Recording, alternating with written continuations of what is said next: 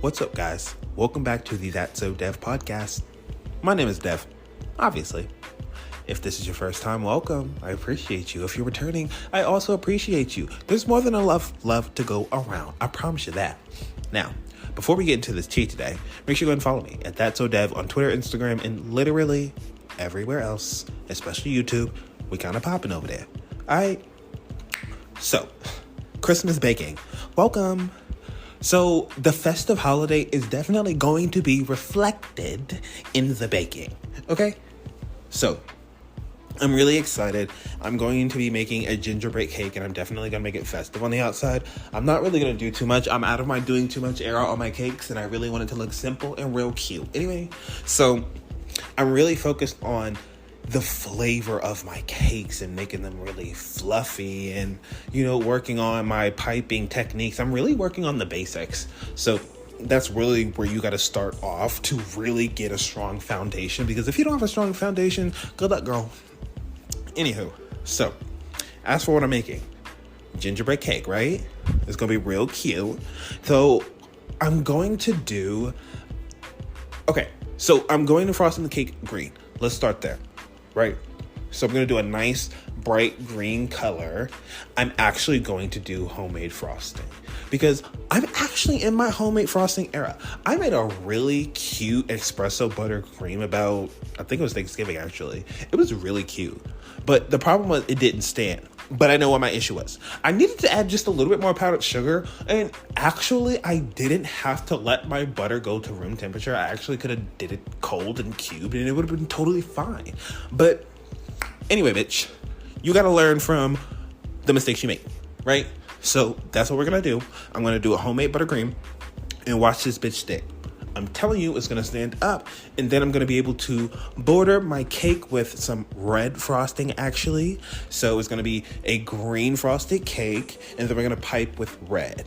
But I'm thinking I also want to do like a white drip. I'm in my drip era, okay? I am. Bitch, be serious. I'm definitely thinking that,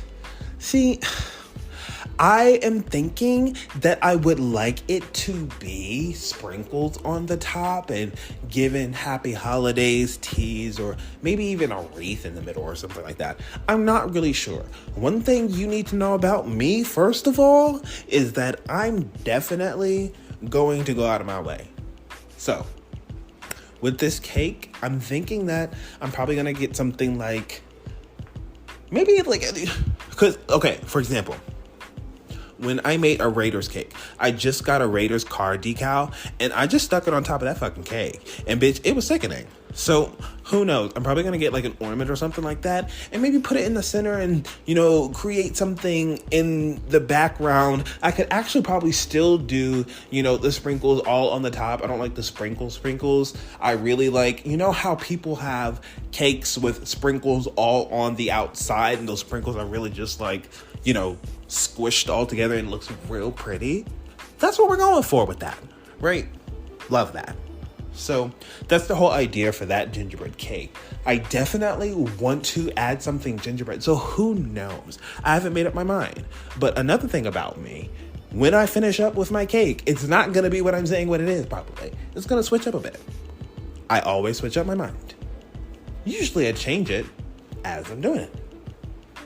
Well, what can I say? If I get a good idea, I'm just going to, okay. Because essentially, I'm so creative in my mind, right? So I can't overthink things. So I give myself, let's say, an outline, right? I want to make this, and this is exactly what I did for my lemon Oreo cake. I'm going to make a lemon cake, and I'm going to make it with Oreos. I started there, right? I know the basics that I'm going to do. I'm going to create a border with this cake by piping it, right? On the top and along the lines. But I didn't get the idea to crush those Oreos up and to, create a border of crushed up lemon golden Oreos around the cake until I was doing it. And to put it on top? No, I was not thinking about doing all of that.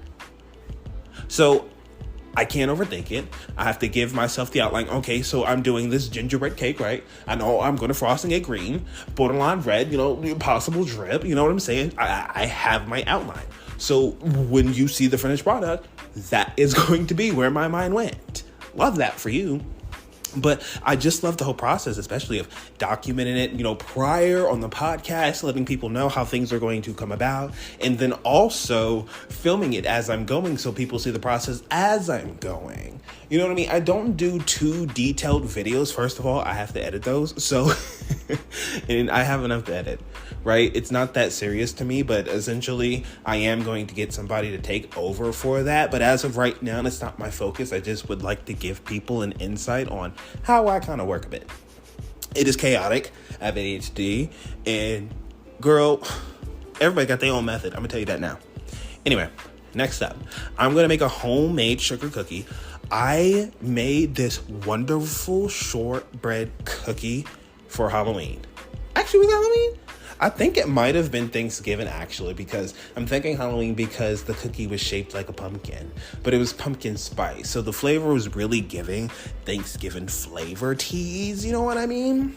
So anyway, that cookie came out so good. I could not believe that was my first time making a shortbread cookie. So I made my cookie again, bitch, homemade. So I'm definitely going to do a homemade sugar cookie, but I'm going to do a homemade funfetti sugar cookie. So I'm going to take blue and white sprinkles, and I'm going to actually dip them in flour before I put them into my cookie batter. Look, everybody got different methods, but one thing I don't like is when I do that, especially when I put it inside my cake. So if I'm going to do a homemade funfetti cake or whatever, and I don't want the frosting to essentially bleed out into the cake, I am going to put the sprinkles in flours, so that way it really does create that funfetti flavor and whatnot. That is the best method that I can give to anybody. And that's just me. Everybody has their own way of doing it, but trust me, it does work. Anywho, so I'm going to be doing that. It's going to be blue. The cookie is going to be just like a winter wonderland cookie. That's really what it's giving. It's giving a winter wonderland sugar cookie. So I'm definitely going to top it. I think I'm going to do some light blue icing. I think I'm going to do cookie icing, but I might do buttercream. I'm not really sure. Royal icing might just be the tea. I'm not really sure about that, but definitely. And we're going to top it with those sprinkles that are also inside the cookie, but obviously lightly because there's going to be enough in that cookie. So I'm really excited about that. I really want it to be this fluffy, buttery, and lardy cookie. I just love a good lardy cookie. I watch Sugar Cookie Challenge all the time. If you don't watch Christmas Sugar Cookie Challenge, please do. It literally has changed a lot of the recipes. Like, I've gone from like a lemon cake or lemon cookies to lemon thyme cookies, like lemon mint. Like, it's just different variety of flavors that you wouldn't think about going out of the box and trying different things. That's definitely what I have done in regards to trying different flavors and all that stuff. I've been doing that. But I'm kind of also in my era where I am sticking to the basics. And there are some portions of that show where they do show people just doing the basics and showing off their technique and skill. And that's when you really do get the ideas and pick up also on other people's techniques, so that way you can apply them when you're actually baking. So that's really what I do. I mean, I study all the time. Be serious, I really am. So girl, let me tell you, it's going down with that cookie. So I'm definitely going to be doing also a homemade oat milk cookie. I've never done that before. I've never done a homemade oat milk cookie before. So that's going to be really, really, really interesting. I'm actually going to use oat milk in the recipe, actually. So that's going to be really interesting. But also at the same time, I'm really kind of doing just like a whole load of cookies. I had a request. Don't ask, girl, but I'm gonna just make these damn cookies. Anyway, so I'm gonna do those oat milk cookies, but I'm also going to do a homemade chocolate chip cookie. Now, a homemade chocolate chip cookie to me, honestly, it's really just a brown sugar cookie with some chocolate chips in it, if you want to be fucking honest. Well, because first of all, if you know me, I love some brown sugar, and brown sugar in your cookies is really gonna make it chewy. But See, don't mark me, but you shouldn't use the brown dark sugar. I think it makes it a little bit too, it has too much acidic teas or whatnot. Don't mark me.